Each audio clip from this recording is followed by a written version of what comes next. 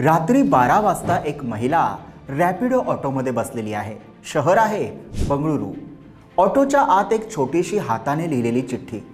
मी सुद्धा वडील आहे, भाऊ आहे, तुमची सुरक्षितता आमच्यासाठी महत्त्वाची आहे, निर्धास्त बसा। ती महिला कॅमेऱ्याकडे पाहून म्हणते, हे वाचल्यानंतर मला खरंच सुरक्षित वाटतंय।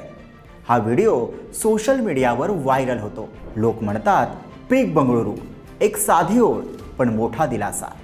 पण प्रश्न असा आहे, ही भावना सगळीकडे का दिसत नाही? कारण याच रॅपिडो सेवेचं एक अत्यंत धक्कादायक आणि भयावह वास्तव मुंबई जवळील कल्याणमधून समोर आलंय।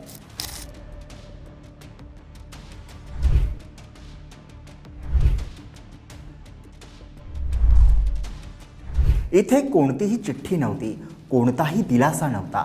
इथे होता फक्त अंधार, भीती आणि एक तरुणीचा जीवावर बेतलेला प्रवास। जिमला जाण्यासाठी घरातून निघालेली तरुणी, OTP न घेता सुरू झालेला तिचा प्रवास, अचानक बदललेला मार्ग, निर्जन जागा आणि त्यानंतर घडलेला धक्कादायक प्रकार, ज्यामुळे संपूर्ण कल्याण हादरून गेलं। आजच्या या व्हिडिओमध्ये आपण पाहणार आहोत की तिथे नेमकं काय घडलं, त्या तरुणीने स्वतःचा जीव कसा वाचवला आणि रॅपिडो सारख्या ॲप आधारित बाईक टॅक्सी सेवा खरंच किती सुरक्षित आहेत, हे सगळे तपशील आपण समजून घेणार आहोत। ही धक्कादायक घटना आहे कल्याण पश्चिमेतील सिंडिकेट परिसरातील। 13 डिसेंबरला सायंकाळी 7:30 वाजण्याच्या सुमारास पीडित तरुणी नेहमीप्रमाणे जिमला जाण्यासाठी ॲप आधारित रॅपिडो बाईक बुक करते। सुरुवातीला कुणालाही संशय येईल असं काहीच नव्हतं। रॅपिडो चालक तरुणीला घराजवळून पिकअप करतो, मात्र त्यावेळी प्रवासाचा कन्फर्मेशन मेसेज आलेला नसतो। तरुणी चालकाकडे OTP विचारते, पण OTP न घेता देखील चालक प्रवास सुरू करतो। याच क्षणापासून हा साधा वाटणारा प्रवास हळूहळू धोक्याच्या दिशेने वळू लागतो। सिंडिकेट चौकाच्या दिशेने जात असताना चालक अचानक बाईक दुसऱ्या दिशेने वळवतो। जिमकडे जाण्याऐवजी तो गाडी वेगळ्याच मार्गावर घेऊन जातो। हे लक्षात येताच तरुणीला संशय येतो। ती चालकाला याबाबत विचारते, मात्र चालक तिच्या प्रश्नांकडे दुर्लक्ष करतो आणि कोणताही खुलासा न करता बाईक वेगानं पुढे नेत राहतो। काही वेळानंतर चालक बाईक थांबवतो। ठिकाण पोलीस लाईनजवळ, एक निर्जन अंधाराचा परिसर, पडक्या इमारतीजवळ। इथेच तरुणीला तिच्या भीतीचं खरं कारण समजतं। प्रवास आता धोकादायक वळण घेतोय। आरोपानुसार चालकाने तरुणीची छेडछाड केली आणि तिच्यावर अतिप्रसंग करण्याचा प्रयत्न केला। त्याने चाकूचा धाक दाखवला, ॲसिड हल्ल्याची धमकी दिली, तसेच लूट केली। त्याने तरुणीकडून सोन्याची आणि मोत्याची माळ आणि सुमारे 1000 रुपये रोख हिसकावले। हा साधा प्रवास आता गंभीर गुन्ह्यात बदलला होता।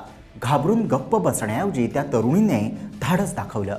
चालकाच्या हालचाली संशयास्पद वाटताच तिने चालत्या बाईकवरून उडी मारली।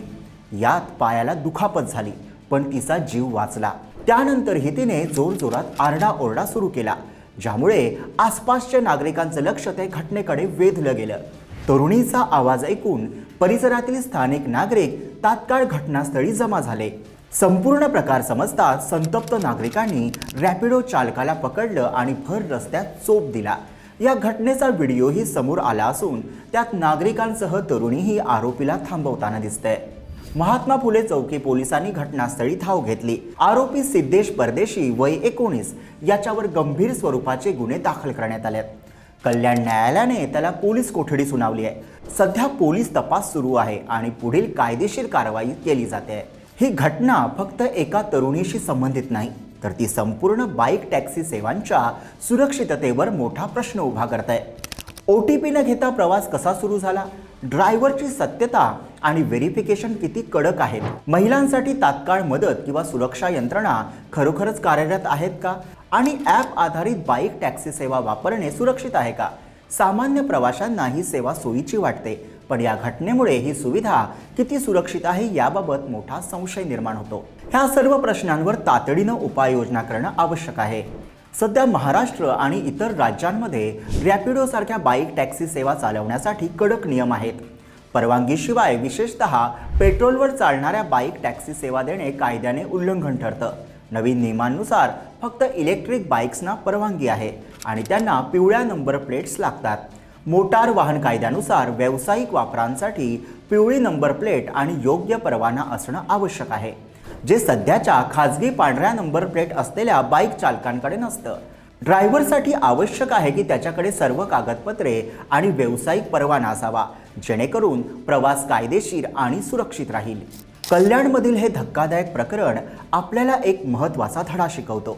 साधा वाटणारा बाईक टॅक्सी प्रवास जर नियम पाळले गेले नाही तर जीवावर बेतू शकतो. ही घटना फक्त एका तरुणीशी संबंधित नाही, तर संपूर्ण ॲप आधारित बाईक टॅक्सी सेवांच्या सुरक्षिततेवर प्रश्न उभा करते. OTP न घेता प्रवास, ड्रायव्हरचं वर्तन, निर्जन ठिकाण आणि महिला सुरक्षेचा प्रश्न, या सर्वांमुळे आपल्याला जागरूक राहण्याची गरज आहे. महाराष्ट्र सरकार आणि पोलिसांनी तातडीने कारवाई केली, परंतु सुरक्षित प्रवासासाठी नियमांचे काटेकोर पालन आणि ड्रायव्हरची योग्य तपासणी ही अत्यंत आवश्यक ठरते. अशा प्रकारच्या घटनांपासून स्वतःचं संरक्षण करणं, सतर्क राहणं आणि सुरक्षित वाहतुकीसाठी फक्त परवानाधारी सेवांचा वापर करणं हे प्रत्येक नागरिकाचं कर्तव्य आहे. हा प्रसंग आपल्याला आठवण करून देतो की महिलांनी सुरक्षिततेला नेहमी प्राधान्य द्यावं. तर ॲप आधारित बाईक टॅक्सी प्रवास सुरक्षित आहे का, याविषयी तुमचं मत काय ते कमेंटमध्ये नक्की लिहा. आणि व्हिडिओला लाईक करा, शेअर करा आणि आमच्या YouTube चॅनलला सबस्क्राईब करा.